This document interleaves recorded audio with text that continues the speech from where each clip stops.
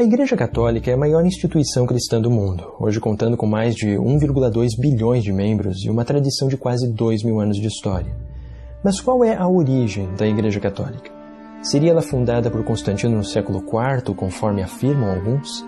Seria a Igreja Católica fundada pelo próprio Jesus de Nazaré, como afirma a tradição católica?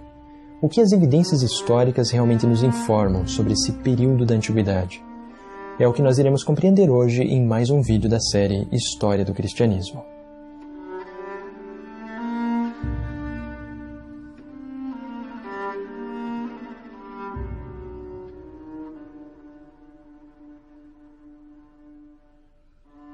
Atualmente é bastante comum encontrarmos muitas pessoas que acreditam que a Igreja Católica foi fundada ou então se originou a partir do IV século, seja com Constantino, a partir do Concílio de Nicéia, do ano de 325, ou ainda nas décadas finais do IV século com o imperador Teodósio, mas especificamente a partir do Édito de Tessalônica, que foi responsável, então, por fazer com que o cristianismo se tornasse, a partir deste momento, a religião oficial do Império Romano. No entanto, ambas estas ideias de dizer de que o catolicismo surgiu no IV século, elas simplesmente não têm nenhum respaldo nas evidências históricas.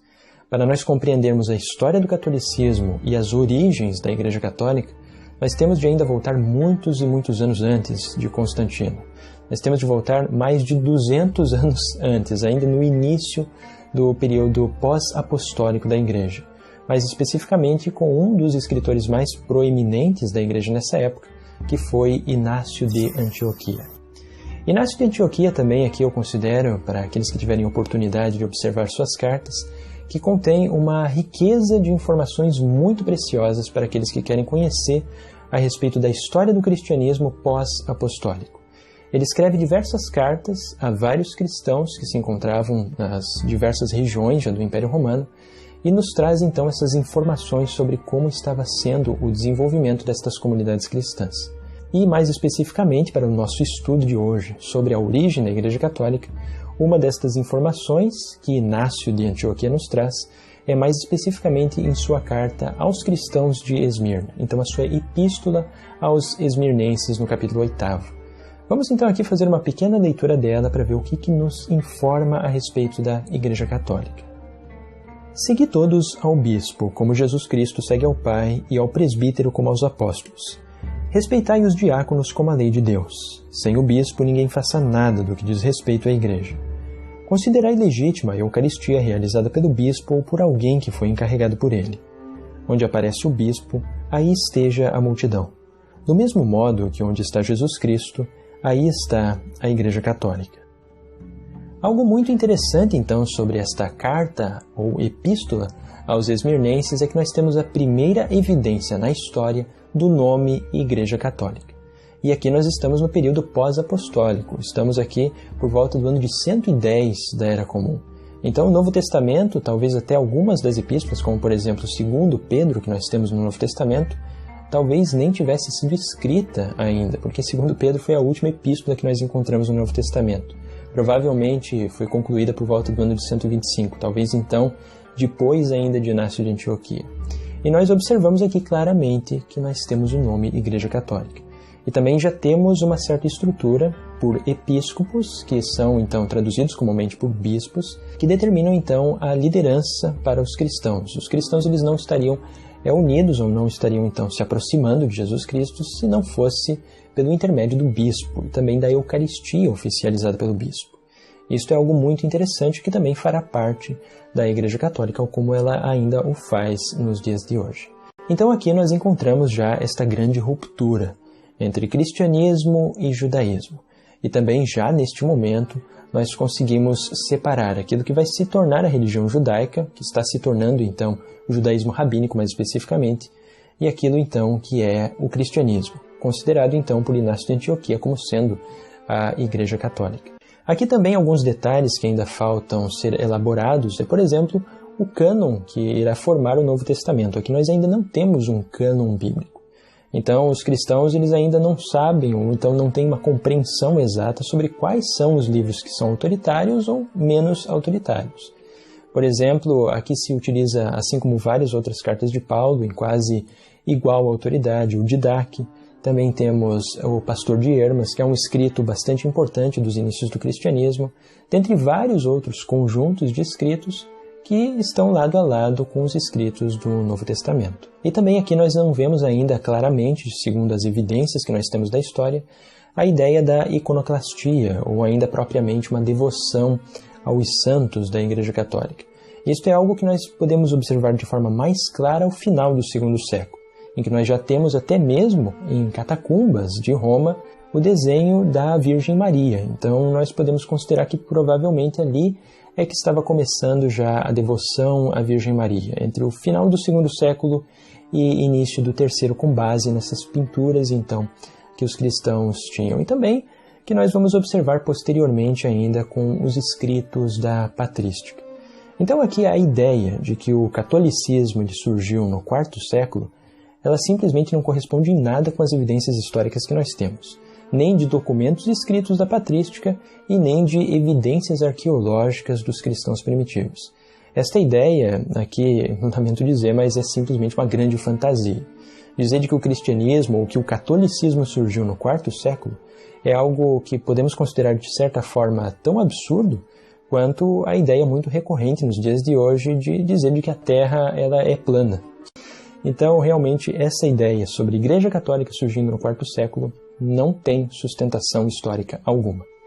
Mas talvez aqui uma pergunta que muitos devem estar se fazendo é por que então se popularizou a ideia de que o catolicismo surgiu no quarto século? Ou quem então, ou quais foram as pessoas responsáveis por desenvolver esta ideia? E esta ideia ela surge mais especificamente em fileiras de reformadores protestantes, de muitos cristãos, então, que tinham um viés anticatólico e também antipapa, e tentavam restaurar aquilo que seria o cristianismo da Era de Ouro. A Era de Ouro seja dos apóstolos, como é observada em Atos dos Apóstolos, ou ainda a Era de Ouro do período das perseguições, quando o Império Romano realizava perseguições esporádicas aos cristãos ainda antes do cristianismo ser aceito como uma religião, sem então serem perseguidos, a partir do Édito de Milão do ano de 313 com Constantino.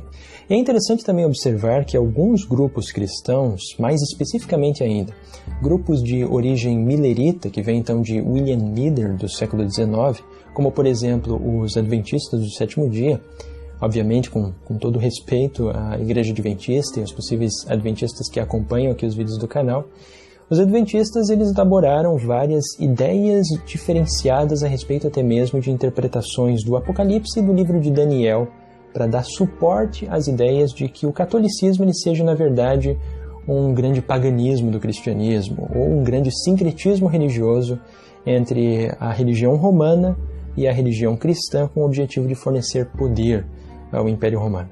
Isto nós podemos observar claramente na ideia, por exemplo, de que faz parte do pensamento dos adventistas, com base em uma interpretação que se encontra no capítulo 12 do livro de Apocalipse, relacionado à mulher que foi para o deserto, que simbolizaria então a igreja, por um período de tempo que se interpreta como sendo 1260 dias proféticos, que em profecia formariam então 1260 anos. Então representaria ali o período em que a igreja apostólica verdadeira estaria escondida daquilo que seria a igreja apostatada, as perseguições que seria a igreja católica encabeçada pelo Papa, que estaria perseguindo os verdadeiros cristãos. Uma outra ideia também, que é muito desenvolvida pela corrente de pensamento adventista, é uma reinterpretação daquilo que se encontra nas profecias de Daniel, como por exemplo a quarta besta do capítulo 7 de Daniel, que tem os seus 10 chifres. Segundo a ideia dos adventistas, seriam então esses 10 chifres simbolizando os 10 povos bárbaros que invadiram o Império Romano e derrubaram o Império a partir do ano de 476, e esse chifre maior, que prefere blasfêmias contra o Senhor, como é considerado lá por Daniel, derruba 3 chifres, e este chifre maior, então, que se levanta, que mudaria os templos e a lei, seria o próprio Papa de Roma.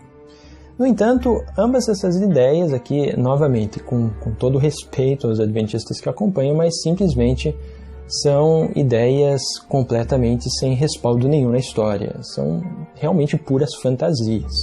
Por exemplo, mencionar a ideia de que os cristãos foram perseguidos pelo Papa na Idade Média e que foi mantido então o cristianismo apostólico original escondido da Igreja, escondido de Roma, e que surgiu, por exemplo, que é mencionado até mesmo por Ellen White no capítulo 4 de seu livro O Grande Conflito, como sendo os valdenses, isto não corresponde nem à própria história dos valdenses, em que até mesmo a igreja valdense dos dias de hoje ela reconhece que ela se originou no século XII, ao final do século XII, pelas pregações de Pedro Valdo.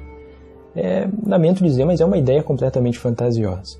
A mesma coisa acontece com a interpretação da quarta besta do capítulo 7 de Daniel.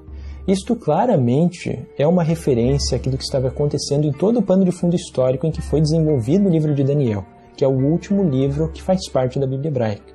Isso mais especificamente no segundo século.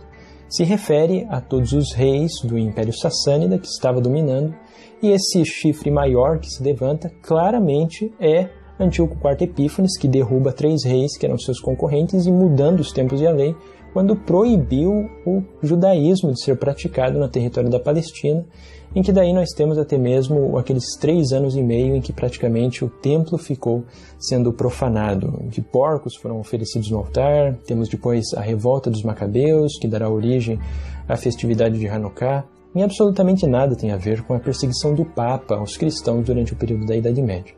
Isso é uma reinterpretação, uma reelaboração da história, que além de não ter quaisquer respaldo em evidências históricas do período medieval, é uma reinterpretação errônea dos próprios livros bíblicos de Daniel e de Apocalipse. Aqui eu apenas fiz esse pequeno parênteses sobre os adventistas, que eu considero uma preocupação um pouco maior, porque como eu pessoalmente sou professor de história, historiador, eu já observei alguns seguidores adventistas, professores de história adventistas, levando as profecias de Daniel para ensinar a história do período medieval às crianças do ensino fundamental e ensino médio. E aqui, novamente, com todo respeito aos adventistas, mas simplesmente esse tipo de atitude não corresponde em nada com um professor de história, que deve ensinar aquilo que realmente é história acadêmica para os alunos do ensino fundamental e médio, e não algo que seja de uma crença particular de uma determinada instituição religiosa. Com isto, então, eu acredito que depois deste longo estudo, nós podemos compreender de uma forma bastante clara de que o catolicismo, de fato, ele não surge no quarto século. Ele surge desde o período apostólico. O que surge com o quarto século, mais ao final, é apenas aquilo que nós chamamos de uma ortodoxia católica. Mas o catolicismo, bem como todas as suas principais doutrinas, elas surgem muito antes. E Constantino absolutamente não está relacionado a, por exemplo, determinar o cânon do catolicismo, a inventar Jesus de Nazaré, a inventar a doutrina católica. Isso é uma coisa que não existe. É uma teoria da conspiração, conforme eu mencionei, igual a dizer de que a Terra é plana, ou ainda acrescentar aqui a ideia de que a Terra tenha só 6.000 anos de idade, que não corresponde a nenhuma das evidências que nós temos nas ciências.